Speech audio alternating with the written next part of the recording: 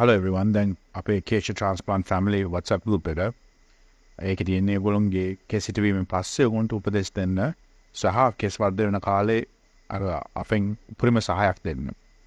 එතකොට දැන් මේ ක්ලයන්ට් කෙනෙක් අහනවා එයා හෙල්මට් එකක් දානවා මොකද බයික් කැප් අදින හින්දා.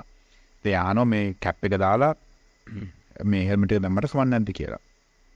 දැන් ඇත්තටම ඔයගොල්ලෝ දන්නවා ඇති ඔය හෙල්මට් දාන කැප් දාන කට්ටියගේ කෙස් යෑමක් සිද්ධ වෙනවා. ඇත්තටම විද්‍යාත්මක එක තහවුරු වෙලා නැති වුණාට ඒක අපි අත්දැකීමෙන් දකිනවා. ඇත්තටම කැප් දාන හුඟ දෙනෙක්ගේ හෙල්මට් දාන හුඟ දෙනෙක්ගේ කෙස් අඩු වෙනවා ඇත්තටම කාලෙත් එක්ක.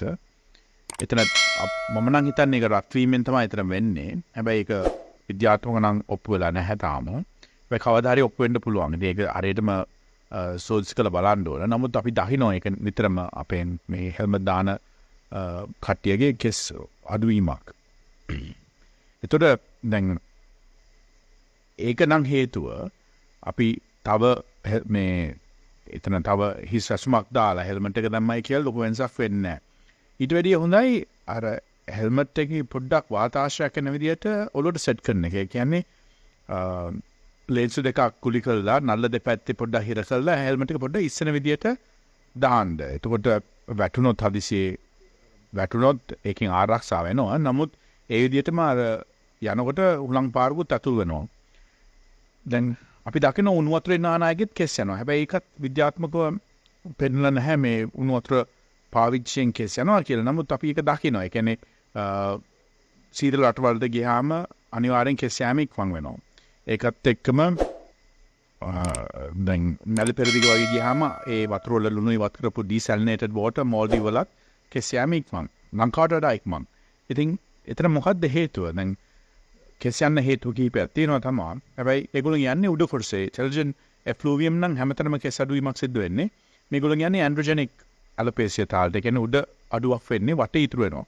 ඉතින් අතරම කවදා හරි මේක ඔප්පු වෙන්න පුළුවන් විද්‍යාත්මකව මේ හේතු සාධක ටික. හැබැයි අපි කළ යුත්තේ අපි අත්දැකීමෙන් දන්න දේවල් පළපුරුද්දට ගමු. ඉතින් ඒ හින්දා ඔයගොල්ලෝ විශේෂයෙන් කරන්න ඕන පුළුවන් තරම් උණු වතුරෙන් නාන්න එපා දැන්ට. මද උෂ්ණත්වයෙන් නාන්න. ඒ වතුර වල මද උෂ්ණත්වයක් තියාගෙන නාන්න. මේ උණු වතුර නාන්න යන්න එපා. අනිත් එක හෙල්මට් දානකොට පුළුවන් තරම් අඩුවෙන් පාවිච්චි කරන්න සහ තොප්පිත් ඒ විදිහටම පොඩ්ඩක් අර ඉස්සර විදිහට ඔළුවට ඒක දාන්න. දැන් කෙස් සම්බන්ධව තව උපදේශ ඕන වෙලාවක අපිට අමතන්න අපි ඔය වෙලාව හම්බ වෙන්න අපි ආයි කිරීමක් කරන්නේ නැහැ.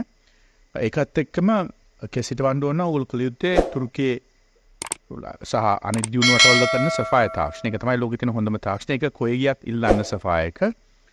ඒක තමයි හොඳටම ඝනකමට ලොකු ප්‍රදේශයක් ලංකාවේ හිටවන්න පුළුවන් ස්ථිරව කෙස් ගන්න පුළුවන් හොඳම ක්‍රමය. ඉතින් අපේ ආයතනයේත් අපි කරන්නේ සෆායර් එක තමයි. ඉතින් කෙස් අඩුවක් තියෙනවා හිටවමු. ඇවිල්ලා හම්බ වෙන්න.